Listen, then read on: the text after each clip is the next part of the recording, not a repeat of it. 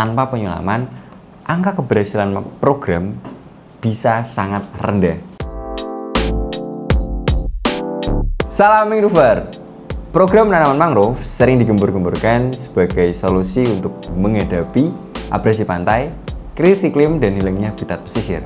Namun, satu hal yang sering luput dari perhatian adalah penyulaman.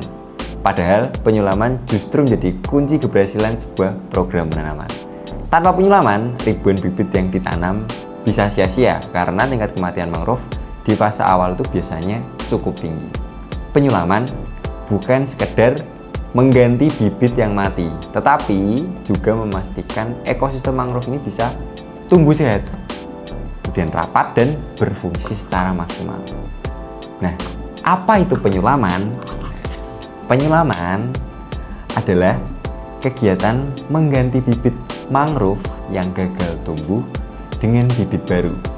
Proses ini biasanya dilakukan 3 bulan setelah penanaman. Dengan kata lain, penyulaman adalah perawatan tahap awal, itu kata kuncinya. Nah, agar mangrove dapat benar-benar bisa bertahan hidup. Itu tujuannya penyulaman.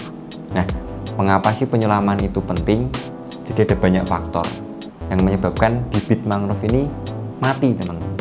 Nah, yang pertama itu arus laut yang kuat, kemudian serangan hama, kualitas tanah yang tidak sesuai, hingga kesalahan teknis saat penanaman.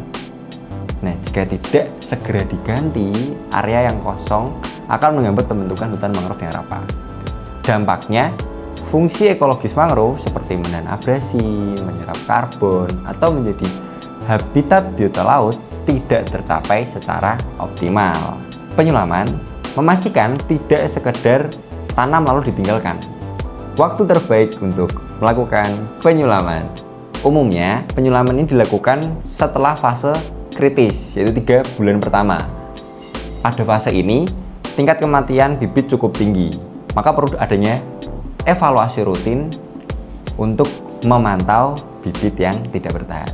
Semakin cepat penyulaman dilakukan, semakin besar peluang keberhasilan bibit baru untuk tumbuh, karena bibit yang disulam tidak tertinggal jauh dari bibit yang sudah lebih dulu ditanam.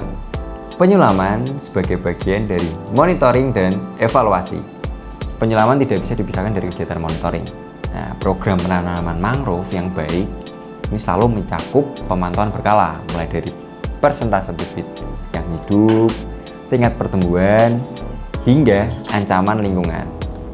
Dari hasil monitoring inilah keputusan penyulaman diambil. Dengan begitu, penyulaman bukan kegiatan tambahan, melainkan bagian integral dari manajemen rehabilitasi mangrove. Peran masyarakat dalam penyulaman. Keterlibatan masyarakat lokal sangat menentukan keberhasilan penyulaman.